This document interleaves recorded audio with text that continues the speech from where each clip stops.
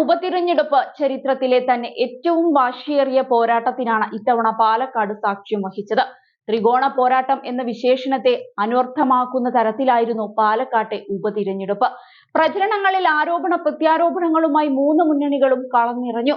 നിലവിൽ പാലക്കാട് UDFന്റെ സിറ്റിംഗ് മണ്ഡലമാണ്. 2021 metro man E ശ്രീധരനിലൂടെ മിന്നുന്ന പ്രകടനം കാഴ്ചവെച്ച BJPയെ ഷാഫി പറമ്പിലിന്റെ ജനകീയത കൊണ്ടാണ് കോൺഗ്രസ് മറികടന്നത്. LDF ഇവിടെ മൂന്നാം സ്ഥാനത്തായിരുന്നു. ലോക്സഭാ തിരഞ്ഞെടുപ്പിൽ ഷാഫി പറമ്പിൽ വടകരയിൽ മത്സരിച്ച് വിജയിച്ചതോടെയാണ് പാലക്കാട് ഉപതിരഞ്ഞെടുപ്പിന് കളമൊരുങ്ങിയത്. ഷാഫിയുടെ നോമിനിയായി രാഹുൽ മാങ്കൂട്ടത്തിലാണ് പാലക്കാട് UDF സ്ഥാനാർത്ഥിയായത്. എന്നാൽ ഇത് കോൺഗ്രസിൽ വലിയ പൊട്ടിത്തെറിക്ക് തന്നെ കാരണമായി. സരിൻ പാർട്ടി വിടുകയും പാലക്കാട്ടെ LDF സ്ഥാനാർത്ഥിയാവുകയും ചെയ്തു. BJPക്ക് അകത്തും അസ്വാരസ്യങ്ങൾ ഉണ്ടായിരുന്നുവെങ്കിലും C കൃഷ്ണകുമാറിനെയാണ് മത്സര രംഗത്തിറക്കിയത്. പാലക്കാട് നഗരസഭാ പരിധിയിൽ വലിയ സ്വാധീനമുള്ള നേതാവാണ് കൃഷ്ണകുമാർ. അതിനാൽ തന്നെ BJP വലിയ പ്രതീക്ഷയോടെയാണ് പാലക്കാട്ടെ ഉപതിരഞ്ഞെടുപ്പിനെ നോക്കിക്കണ്ടതും. ആ പ്രതീക്ഷ വെറുതെയാവില്ല എന്ന കണക്കുകൂട്ടലിലാണ് BJP. കഴിഞ്ഞ ദിവസം പോളിംഗ് കഴിഞ്ഞപ്പോൾ കാര്യങ്ങൾ തങ്ങൾക്ക് അനുകൂലമാണ് എന്ന വിലയിരുത്തലിലാണ് BJP നേതൃത്വം. 70.51% പാലക്കാട്ടെ പോളിംഗ്. 2021 നിയമസഭാ തിരഞ്ഞെടുപ്പിൽ 73.71% പോളിംഗ് രേഖപ്പെടുത്തിയത്. പോളിംഗിലെ 3% കുറവ് നേട്ടമാകുമെന്നാണ് BJP പ്രതീക്ഷിക്കുന്നത്. പാലക്കാട് നഗരസഭാ പരിധിയിലാണ് ഏറ്റവും അധികം പോളിംഗ് രേഖപ്പെടുത്തിയിരിക്കുന്നത്. BJPയുടെ ശക്തി കേന്ദ്രമാണിത്. 2021 നിയമസഭാ തിരഞ്ഞെടുപ്പിൽ നഗരസഭാ പരിധിയിൽ 65% പേരാണ് വോട്ട് രേഖപ്പെടുത്തിയത്.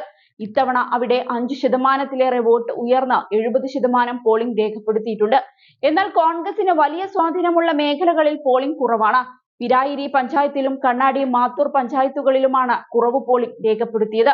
പിരായിരി പഞ്ചായത്തിൽ കഴിഞ്ഞ തവണ 77% പോളിംഗ് രേഖപ്പെടുത്തിയിരുന്നുവെങ്കിൽ ഇത്തവണ അത് 69.78%-ആയി കുറഞ്ഞു.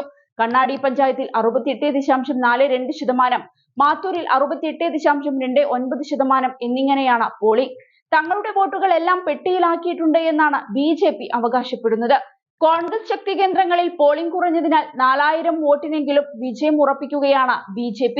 കഴിഞ്ഞ തവണ ഷാഫിക്ക് അനുകൂലമായി ലഭിച്ച ഇടതു വോട്ടുകൾ ഇത്തവണ സരിൻ സ്വന്തമാക്കുക കൂടി ചെയ്താൽ കാര്യങ്ങൾ തങ്ങളുടെ വഴിക്ക് വരുമെന്നാണ് BJP പറയുന്നത്. അതേസമയം വോട്ടർമാരെ സ്വാധീനിക്കുന്ന പ്രധാന ആശങ്കകൾ നെൽകർഷകരുടെ ദുരവസ്ഥയും LDF സർക്കാരിന്റെ പ്രകടനവുമാണെന്ന് സർവേ വെളിപ്പെടുത്തുന്നുണ്ട്. നെല്ല് സംഭരണത്തിലെ കാലതാമസം, തൃപ്തികരമല്ലാത്ത സംഭരണ വില തുടങ്ങിയ നെൽകർഷകരെ അലട്ടുന്ന പ്രശ്നങ്ങളാണ് ആർക്ക് വോട്ട് ചെയ്യണമെന്ന് തീരുമാനിക്കുന്നതെന്ന് സർവേയിൽ പങ്കെടുത്തവരിൽ 32.5% പേരും പറയുന്നു. നെല്ലിന്റെ വിലക്കുറവിന്റെ ഉത്തരവാദിത്തത്തെക്കുറിച്ചുള്ള വോട്ടർമാരുടെ ധാരണയിലേക്കും സർവേ വെളിച്ചം വീശുന്നുണ്ട്. ഇത് ശക്തമായ ഭരണവിരുദ്ധ വികാരമാണ് വെളിപ്പെടുത്തുന്നത്. സർവേയിൽ പങ്കെടുത്തവരിൽ പകുതിയോളം പേർ 47.5% പേർ LDF നേതൃത്വത്തിലുള്ള സംസ്ഥാന സർക്കാരാണ് ഇതിന് കാരണമെന്ന് പറയുന്നു. 20% പേർ മാത്രമാണ് കേന്ദ്ര സർക്കാരിനെ കുറ്റപ്പെടുത്തിയത്. ഭരണവിരുദ്ധ വികാരത്തിന്റെ വ്യക്തമായ സൂചനയുള്ളതുകൊണ്ട് UDFും BJPയും തമ്മിലായിരിക്കും പ്രധാന മത്സരമെന്ന സൂചനയും സർവേ മുന്നോട്ട് വെക്കുന്നുണ്ട്.